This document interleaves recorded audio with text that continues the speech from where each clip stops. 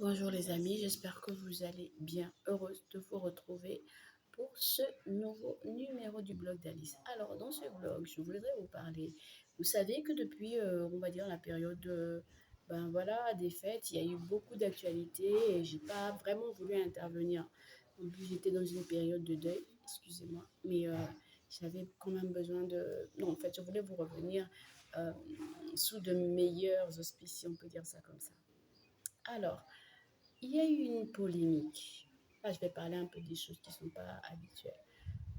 Il y a eu une nouvelle polémique autour du pasteur Mbadinga qui aurait adressé des menaces sur je ne sais pas comment on l'appelle, je vais dire un traditionnaliste, même si ce n'est pas vraiment ça en vérité.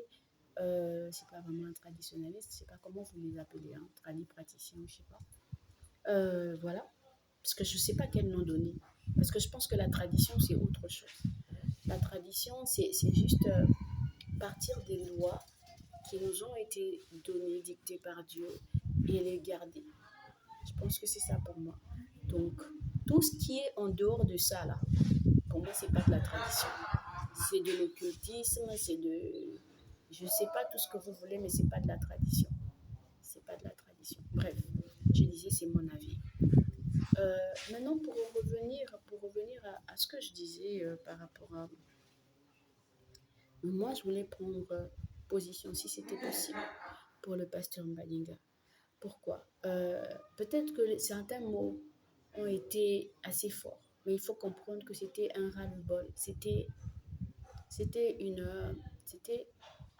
douleur. C'était la meurtrissure. Vous savez, il faut partir des origines.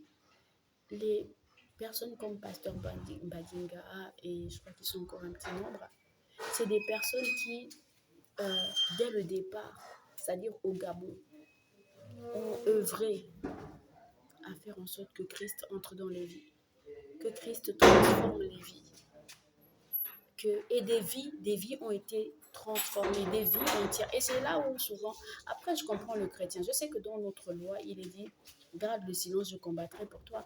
Mais à un moment donné aussi, quand l'un des nôtres est attaqué, il faut pouvoir aussi s'élever et dire, c'est vrai que je sais que beaucoup sont certainement voilà, chez eux en train de prier pour lui et tout ça.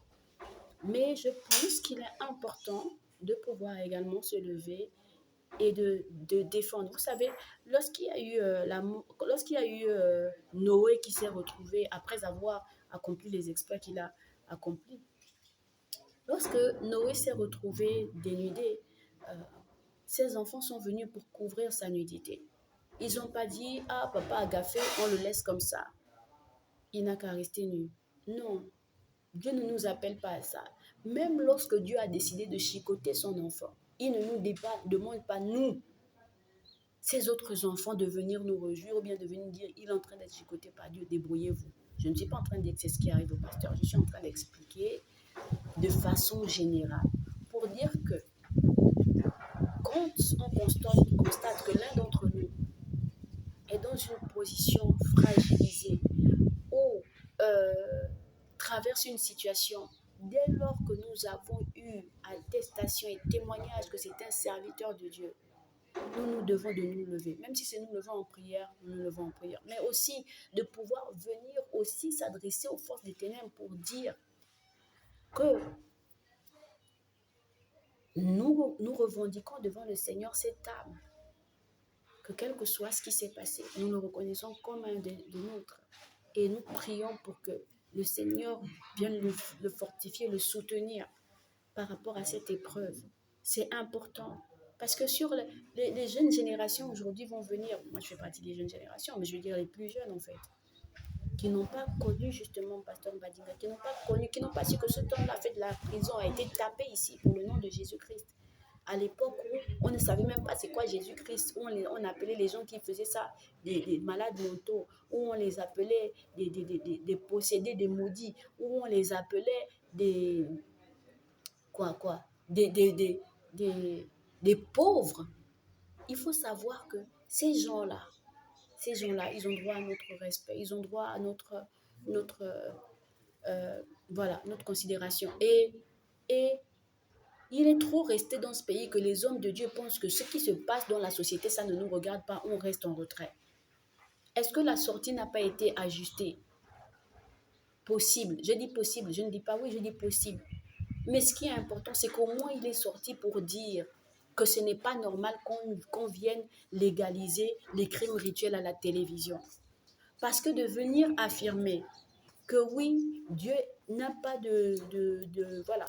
Et que bon, celui qui se retrouve comme, comment dire ça, proie des crimes rituels, c'est assez risque et péril. C'est dur de dire ça à une période où on avait un enfant qui venait d'être retrouvé mort. Ça ne faisait même pas 5 jours. Les parents étaient dans quel état? Et venir dire à la télévision que de toute façon, voilà, en fait, c'est comme des victimes collatérales. Il ne fallait pas qu'elles se retrouvent là, il ne fallait pas, voilà. C'est dur de dire ça. C'est dur de dire ça à une mère qui vient de perdre son enfant, qu'il a gardé pendant 13 ans. C'est dur de dire ça à un père qui a dû payer le pain, qui a dû payer les vêtements, qui a dû payer les écoles.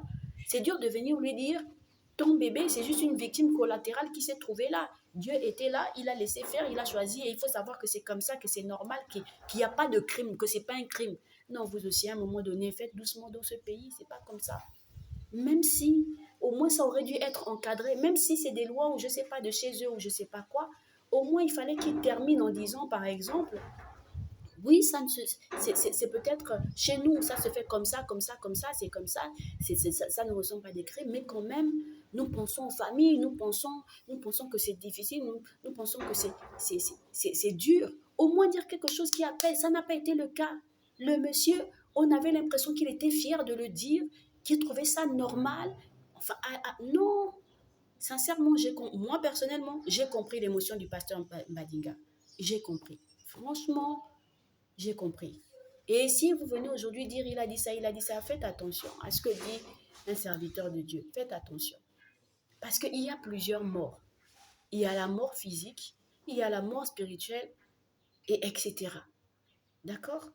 Donc, ce qu'il a pu prononcer comme sentence, il n'y a que les cieux et lui qui ont, et peut-être même lui-même, il n'a pas toute la portée de ce qu'il a pu prononcer. Mais ce qu'il a pu prononcer, ça peut être très grave, ça peut être très sérieux.